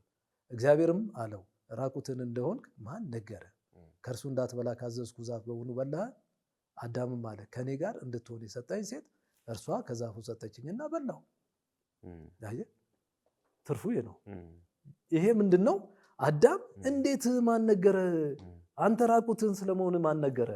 አስቀድሞ ራቁት መሆንህን እኮ አታውቅም። አሁን ግን ራቁት ስለመሆን ማን ነገረ አለው። አትብላ ብዬ ከነገርኩ ነገር አዳም በላ። በጣም የሚያሳዝን ነው። ዛሬም ኢየሱስ ይሄ ነው ብለን ስናሳያቸው የማይቀበሉን ሰዎች የመጨረሻ ተፈንታቸው ይሄ ነው፣ ከዚህ ውጭ አይደለም። ገባ? ይሄንን ኢየሱስን ነው እንድንለብስ የተጠራ ነው። ገባ? ዛሬም በኃጢአት ውስጥ ያለ ከዚህ ከእግዚአብሔር ርቀው ያሉ ሰዎች ራቁታቸውን ናቸው። ደግሞም ይካሰሳሉ። አየህ፣ የሰጠኸኝ አለች፣ የሰጠኸኝ አሳተችኝ አለ። ያለውን ነገር ስንመለከት በእኛ ቤተክርስቲያን የሚሰበኩ ስብከቶች ወይም የሚማሩት የሚያስተምሩት ትምህርት ጠቅላላ ወደዚህ እውነት የሚያመጡን አይደለም። ወደ ክርስቶስ እውነት የሚያመጡን፣ ወደ ክርስቶስ ትምህርት የሚያመጡን አይደለም። ወዴት የሚወስዱን ነው? ወደ ሞት የሚወስዱን ናቸው። እኔ በዛፉ መስያቸዋለሁ። ገድላትንም በለው ድርሳናትንም በለው ምንንም በለው በዛፉ መስየዋለሁ። ገባ? ለምን? ያ እውቀት አይደለም ለኛ አሁን የተገባው። እግዚአብሔር አስቀድሞ የሰጠን እውቀት አለ። ምን አይነት እውቀት? መልካም እውቀት። ያንን ነው የወሰድነው። አሁን እየተወሰደ ያለው እውቀት ብትለኝ የጥፋት እውቀት ነው። ገባ? የጥፋት እውቀት ነው። የክርስቶስ ትምህርት የሌላቸውን አትቀበሉ ይላል መጽሐፍ አይደለ ሲነግረን። ስለዚህ የሚፈለገው የክርስቶስ ትምህርት ነው። የክርስቶስ ትምህርት ነው። ገባ? ሰው ሊያቅና ሊረዳ የሚገባው ነገር አለ ብዬ የምለው ምንድነው? ይሄ እውቀት ይሄ ውድቀት ነው ለፍርድ የዳረገን። እግዚአብሔር የሩቅ አምላክ እንደሆነ እንድናይ ያደረገን። እግዚአብሔር ፈራጅ ብቻ እንደሆነ እንድናይ ያደረገን።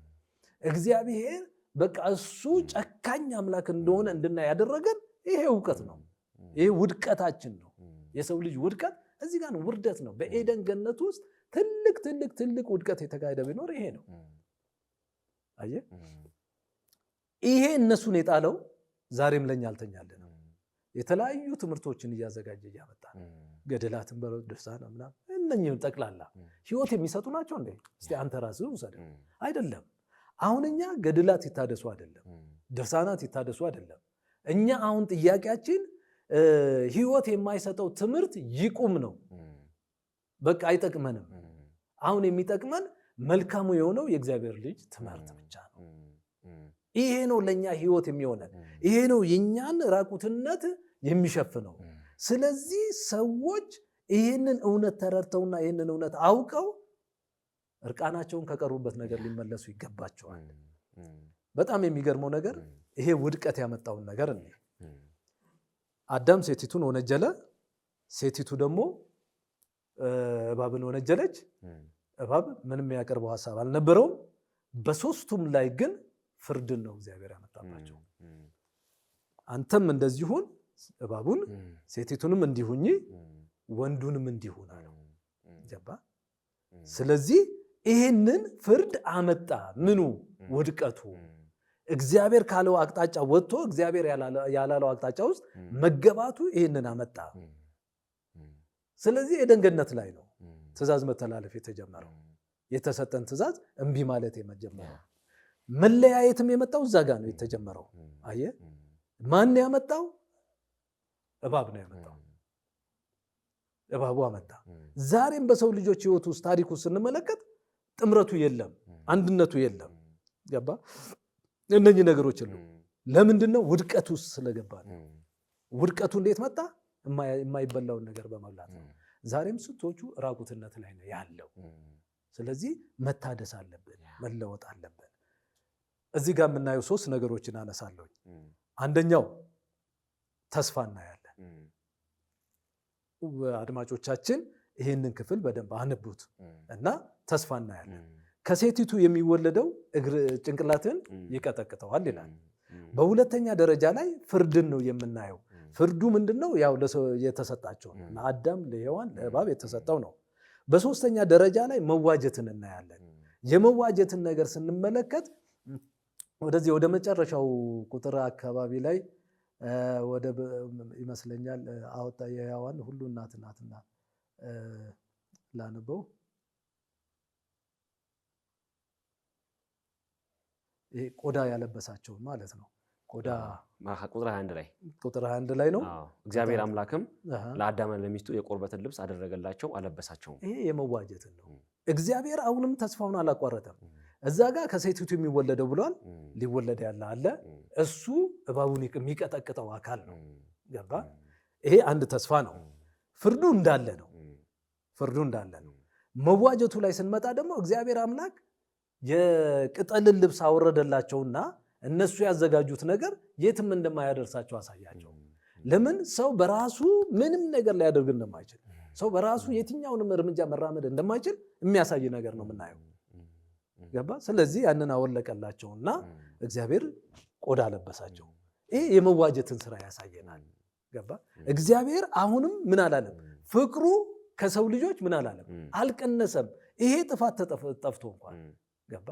ይሄ ጥፋት እንኳን ጠፍቶ እግዚአብሔር አልተዋቸውም። እዚህ ላይ የምንመለከተው ነገር ምንድን ነው ካልን ሰው ቢመለስ በህይወት ይኖራል፣ ባይመለስ ግን በሞት ውስጥ ይቀጥላል፣ ፍርዱ ይቀጥላል ማለት ነው። ግልጽ ነው። የመዋጀትን ስራ በኢየሱስ ክርስቶስ ተደርጎልናል። ገባ? ቤዛ ሆኖልናል። ወደዚህ የማይመለስ ከሆነ ሰው አሁንም ሞት ውስጥ ነው የሚሆነው። በጣም የሚገርመኝ ነገር አዳም መልካምንና ክፉን እግዚአብሔር አምላክም አለ እነሆ አዳም መልካምና ክፉን ለማወቅ ከኛ እንዳንድ ሆነ ይላል። ምንን ለማወቅ? እንደ እግዚአብሔር ለመሆን። አሁን አንዳንድ ትምህርቶች አሉ፣ አንዳንድ የምንሰማቸው ነገሮች አሉ። እኛ እግዚአብሔር ምናምን የሚባሉ ነገሮች አሉ ሲባል ነው የሰማው። ስለዚህ አየህ እዚህ ጋር አዳም ፈልጎ የነበረው ምንድን ነው ብለህ ስትል እንደ እግዚአብሔር መሆንን ነው የፈለገው። ግን እኮ ጥፋተኛው አዳም ጋር አልነበረም፣ ሌላ ሴቲቱ ነች። አዳም ግን እንደኛ አለ። ገባ? ሰው እንደ እግዚአብሔር መሆንን ይፈልጋል። ገባ? ይሄ እውቀት ምን አደረገ? ጣለው። ተመልሶም አለ ወደ ህይወት ዛፍ እንዳይገባለው ከለከለው። ለምን ስንል ተስፋው መፈጸም አለበት፣ የመዋጀት ስራው መሰራት አለበት። ተስፋው ተሐድሶ ነው የሚያመጣው። ለምንድን ነው ስንል ኢየሱስ መጥቶ ሲሞት ሰዎች ኢየሱስን ሲያምኑ ወደ ክርስቶስ ይመጣሉ። እኔ እናንተ ክርስቶስን ባመን ጊዜ ከጨለማው ዓለም ኑሮ ወደ ብርሃኑ ዓለም መጥተናል። ስለዚህ ተሐድሶ ስራ የተሰራው ማን ላይ ነው? ሰው ላይ ነው። ተሐድሶ እንዲመጣ ያደረገው ይሄ ነው፣ ከዚህ ውጭ አይደለም። ለምሳሌ ያህል ተሐድሶን ከሚያመጡት ሌሎች ነገሮች ብንመለከት ዘፍጥረት 12 ላይ ኪዳን ከተሐድሶ ጋር የተያያዘ ነው። እንደገና ደግሞ የህጉ መሰጠትም የሚያመጣው ተሐድሶን ነው። ሌላ ነገር ምንም የለም። የተበላሸው ያ ነገር እንዲለወጥ ነው የሚፈለገው፣ እንዲቀየር ነው የሚፈለገው። ለዛ ነው ተሐድሶ ታርጌት የሚያደርገው ሰውን ነው እንጂ ተቋምን አይደለም። ሰው ተሐድሶ ካደረገ ተቋም የማይታደስበት ምንም አይነት ምክንያት የለም። ለምንድን ነው ካልን ለተቋም ህግንም ስርዓትንም ምንንም የሚያወጣው ማን ነው? አንዱ ያልታደሰው አእምሮ ያለው ሰው ነው። በሌላ መንገድ ደግሞ የታደሰ ሰው ለተቋም ህግ ያወጣል። የታደሰው ብዬ ስለ ወደ እውነተኛ ወደ እግዚአብሔር ወደ ቀደመው ክብር የተመለሰው ሰው ለሚያቋቁመው ተቋም ህግና ስርዓት ያወጣል። ይሄኛውም ደግሞ ስንመለከት እዛ ጋር ለተቋሙ ህግና ስርዓት የሚያወጣው ያልታደሰው ማንነት ነው። ይሄንን ያልታደሰው ማንነት እዛ ጋር የወጣው ስርዓት እንዲቀየር ከተፈለገ ሰው ወደ ተሐድሶ መምጣት አለበት፣ መለወጥ መቻል አለበት። እና በዚህ ክፍል ላይ የምንመለከተው ነገር ሶስቱም ነገሮች ወደ ተሐድሶ የሚመሩን ነው። አንደኛው ተስፋ፣ ሁለተኛው ፍርድ፣ ሶስተኛው መዋጀት ወደ ተሐድሶ የሚያመጡን ነገሮች ናቸው። ሰው በየትኛው መንገድ እግዚአብሔርን መሆን አይችልም። ወደ ፍጹም ሙላት ግን መሄድ ይችላል። ወደ ፍጹም ሙላት መሄድ ይችላል። ለምንድን ነው ይለናል? የልጁን መልክ እስክንመስል ድረስ ይለናል አይደል? ወደዛ የሚሄድ ነገሩ አለ። ግን እግዚአብሔርን መሆን አንችልም። በእነዚህ ክፍሎች ውስጥ እንዳየነው ሰው ክብር ነበረው፣ ሰው ክብሩን አጥቷል። ሰው በፍርድ ውስጥ ተቀምጧል። ሰው ሊድንበት የሚችለው ተስፋ ቃል ተሰጥቶታል። ሰው ይዋጃል፣ እግዚአብሔር ይዋጀዋል። ስለዚህ ዛሬም ያ ፍቅሩ ስላልጎደለ ወደ ቀደመው ክብሩ ሊመልሰን እግዚአብሔር ልጁን ኢየሱስ ክርስቶስን ላከልን። እያንዳንዳችን ኢየሱስን ስናገኝ ሙሉ ለሙሉ ተሐድሶ አድርገናል። ተሐድሶ ውስጥ የምትገባው ስታመን ነው። ስለዚህ ተሐድሶ አድርገናል። እኔ ነገርኩህ። እኔ ለዚህ ተሐድሶ እኔ ምስክር ነኝ። ለድርጅቴ አይደለም። እኔ ስለመለወጤ ማለት ነው። አንተ ስለመለወጠ አንተ ምልክት ነህ፣ ምስክር ነህ። ገባ? ምስክር የምትሆነውም ደግሞ ለተለወጥክለት ነገር ነው። በጣም ጥሩ ነው መምህር እስራኤል፣ በጣም እግዚአብሔር ይባርከውት። በጣም ትልቅ ሀሳብ ነው ያካፈሉን። በእውነት ለመናገር እንግዲህ ይህን ሶስተኛውን ክፍል ዛሬ በጣም በሚገርም ሁኔታ ነው የምናጠናቀው። እንግዲህ እርስዎ ካነሱት ሀሳብ እንደ መሰረታዊ ሀሳብ አድርጌ ይህችን ጠቅላላ አድርጌ የዛሬውን መርሃ ግብራችንን እናጠናቃለን። ሰዓትም እየሄደ ስለሆነ አንደኛ ሰው በእግዚአብሔር መልክ ተፈጥሯል ብለዋል። በጣም ትልቅ ሀሳብ ነው። እግዚአብሔርን የሚመስል በእግዚአብሔር እሱን እንዲመስል አድርጎ ፈጥሮታል ብለው አስተምረውናል። ሁለተኛ መግዛትን አሳይተውናል። መግዛትም ስልጣን ነው፣ አገዛዝ ነው፣ ሊደርሺፕ ነው፣ ማኔጅመንት ነው። ይህም በጣም ትልቅ ሚስጥር አለው። ሁለተኛ ባረካቸው የሚለውንም ሀሳብ አንስተዋል መምህር። በረከት አርፎባቸዋል። ስለዚህ ዛሬ እየኖርን ያለ ነው ያን የእግዚአብሔር አምላክ አዳምን የባረከውን በረከት ነው። ሁለተኛ ዩኒየንሺፕ አይተናል። ረዳት እንፍጠርለት የሚለውን ጋብቻን አይተናል። የጋብቻ መሰረት እግዚአብሔርን አይተናል። እውቀትንም ደግሞ ተመልክተናል። የተሰጠውን ታላቅ እውቀት ደግሞ መምህራችን አስተምረዋል። በመጨረሻ ሶስት ያነሱት ሀሳብ በጣም መሰረታዊ ሀሳብ ነው። በዚህ ሁሉ ኃላፊነቱን መወጣት ባልቻለው አዳም ላይ ሊመራ ሲገባው፣ ሊይዝ ሲገባው፣ ትልቅ ስልጣን ተሰጥቶ ሲገባው ግን ነገሩን መያዝ ስላልቻለ ያንን ነገር ለመምራት መንፈሳዊ አቅም ስለጎደለው፣ መንፈሳዊ ችሎታ ስለጎደለው፣ ስላነሰው የወደቀውን አዳም በተስፋ መስጠት እግዚአብሔር አምላክ ወደ ሐሳቡ ሲያስጠጋው እንመለከታለን። በተስፋ ደግሞ እንዲሻገር ሲያደርገው እንመለከታለን። ሁለተኛ ፍርድን ደግሞ እግዚአብሔር አምላክ ሲናገር እንመለከታለን። እርሱም እንደተናገሩት በእባቡ ላይ ፍርድን ሲያወጣ እግዚአብሔር እንመለከታለን። በሰውም ልጅ ላይ ነገር ሲናገር እንመለከታለን። በዚህ ብቻ ሳያበቃ ደግሞ በመጨረሻ የመዋጀትን ደግሞ ኪዳን ሰጥተው ደግሞ እንመለከታለን። የሪዴምሽን ሐሳብ ሲናገር በጣም በመጨረሻው ዘመን ፋይናሊ እርሱም እንዳጠቃለሉት በሚገለጠው በክርስቶስ ኢየሱስ ታላቅ የቤዛዎች ደግሞ ስራ ይሄ የወደቀው የሰው ልጅ ወደ እግዚአብሔር ሐሳብ እንደሚመጣ፣ ወድቆ እንደማይቀር፣ ተጥሎ እንደማይቀር፣ ዋጋ ቢስ ሆኖ እንደማይቀር በመታደስ ውስጥ ያለውን ተስፋ ለወደቀው አዳም ደግሞ እግዚአብሔር ሲናገር እንመለከታለን። መምህራችን እግዚአብሔር አምላክ እድሜና ጤና ያድልልን። የአገልግሎት ዘመኖትን እግዚአብሔር አምላክ ይባርክልን። በመጨረሻ ይህንን ሐሳብ ስላካፈሉን ስላስተማሩን ከመጀመሪያው ከህይወት ምስክርነት ጀምሮ በእነዚህ ባለፉት 3 ክፍሎች ውስጥ ያለፉበትን መንገድ ወደ ወንጌል እንዴት እንደመጡ እንደገና ተሐድሶ የሚለውን ሐሳብ ደግሞ ከዘፍጥረት መጽሐፍ ደግሞ ተነስቶ በጣም ጥልቅ በሆነ ስነ መለኮታዊ ይዘት ያለውን ሐሳብ ትንተና ሰጥተውናል መምህራችን። በጣም እግዚአብሔር ይባርክልን። የዛሬውን ፕሮግራማችንን መርሃ ግብራችንን በዚሁ እናጠናቅቃለን። እግዚአብሔር አምላክ ቢፈቅድ ደግሞ በሚቀጥለው ሳምንት እንዲሁ ከሌላ እንግዳ ጋራ ደግሞ ተገናኝተን በዚህ በተሐድሶ ጉዳይ ላይ እንወያያለን፣ መካከራለን። አስተያየታችሁን፣ ምክራችሁን እንዲሁ ደግሞ የተማራችሁትም ነገር ደግሞ ካለ በስልክ በመደወል ኮንታክት ታደርጉን ቻላችሁ። የተጠቀሱትን የእግዚአብሔር ቃሎችን ደግሞ በማንበብ እስከሚቀጥለው ሳምንት አብራችሁን ደግሞ እንድትቆዩ በታላቅ የክርስቶስ ፍቅር እንጋብዛችኋለን። አብራችሁ ስለነበራችሁ እግዚአብሔር ይስጥልን፣ እግዚአብሔር ይባርክልን። በጣም እናመሰግናለን። መምህራችን መምህር እስራኤል፣ መምህር ኪሲንጀር እግዚአብሔር ይባርክልን። በጣም እናመሰግናለን። ጸጋ ያብዛሎት። ክብር ሁሉ ለአምላካችን ለእግዚአብሔር ይሁን። እናመሰግናለን። ተባረኩ።